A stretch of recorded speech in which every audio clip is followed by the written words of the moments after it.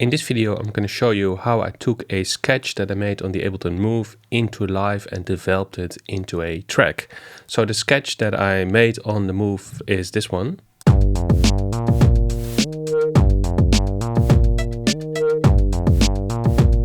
It's a simple pattern of 2 bars using the 4 tracks on the Ableton Move. Then I use the Move Manager to download this Ableton file. It's this one, Acid Wonky 105 BPM. You can download it as a ABL bundle.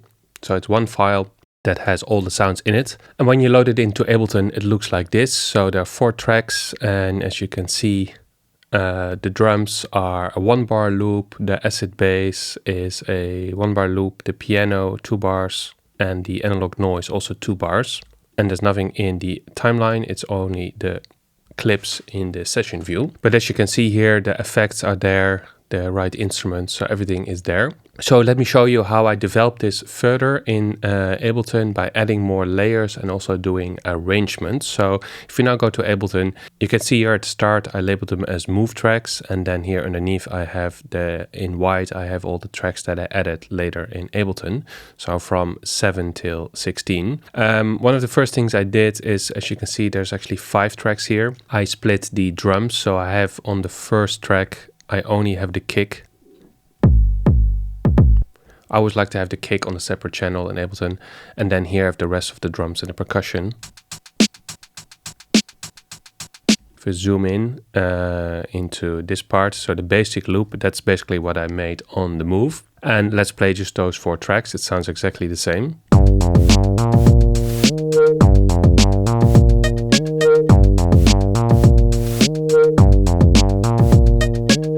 So that's basically all I made in the Ableton Move. And as you can see here on the bass sound, there's automation, and that is the automation I made on the Move, and sort of very manually drawn in with the encoders. What I did is just to put it on the timeline, right click, show automation in new lane, so it's actually visible.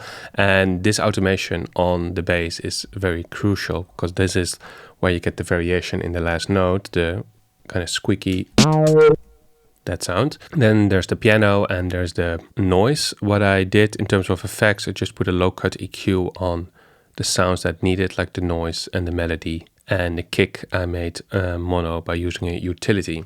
For the rest, I didn't change any of the effects. But as you can see, I created variations. So the bass variation is basically shorter notes, same automation, and I removed the melody for part 2. Then there's a bridge where I changed up the drums, so this sounds like this.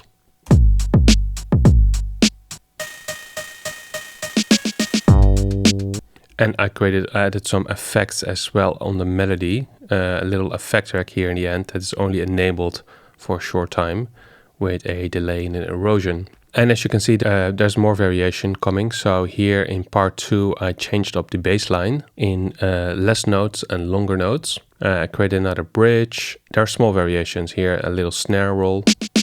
And creating those small variations on the timeline is much easier than doing it in the Move. You get you keep a much better overview with having the visual outline that you see here. And you can color code everything as well, so you don't have to keep track of which clip does what. So if you're on the Move in this view, in the session view, and you create all these different clips here, you have to remember which one is which.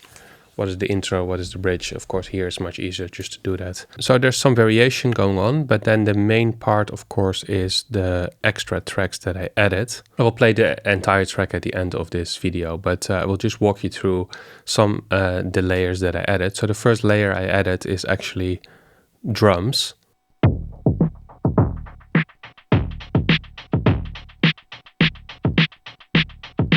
So this is just for the intro, and these drums are the same as the drums I have up here. Or I duplicated the drum track and then froze it. And if you freeze it, then after that you can pitch it down. And I did some filter sweep. And then here's some stuttery repetitions. And this is just as an intro to the track. So if I play it with the rest of the track.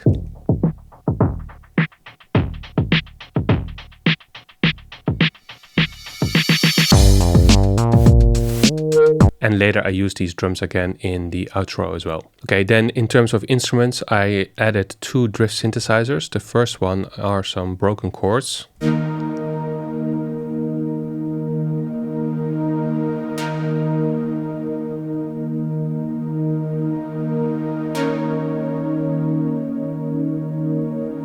And I just created this on the drift synthesizer. It's very basic. There's an LFO that changes the sustain of the filter envelope, and there's a bit of reverb. And then the second drift synthesizer I added is these little short noisy sounds with a phaser and a delay. So it comes in part 2. So when I play it from the bridge, you will hear how it adds to the original loop.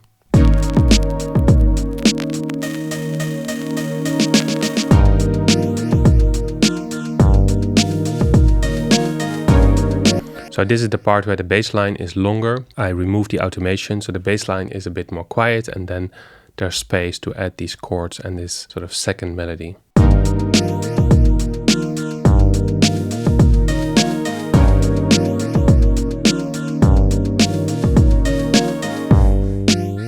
So these are the things I added in terms of melodies. Then I added a bunch of percussion and effect sounds. So the first one is just a cymbal that is at the beginning. Then there's a reversed ride. These kind of little sounds just add a little bit of extra flavor. Some vinyl crackle in the bridge. And then some more effect sounds for part 3, where there's even, to create even more variation. And the first one is a percussion sound that I pitched up an octave, and I used the tail of the sound, so really kind of where the noise is, to create this kind of sound. So it's heavily time stretched and pitched, and even higher. This is 2 octaves up. And then some reverse percussion. A kind of a reversed shaker almost, with a delay. So together with the rest of the track, let's play it from the bridge here.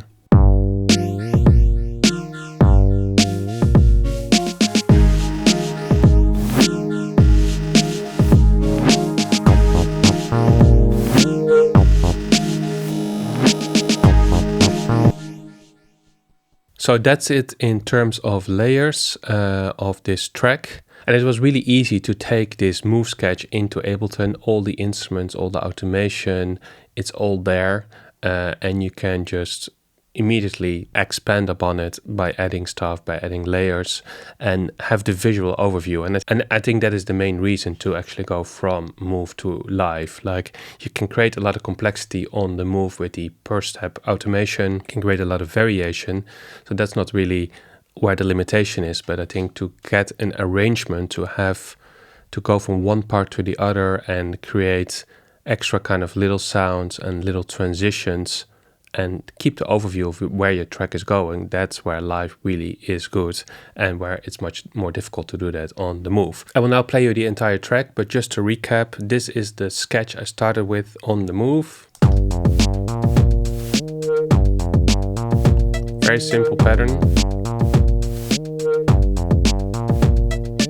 And I will now play you the entire track I made in Live. Thanks for watching, keep making music, and see you in the next one.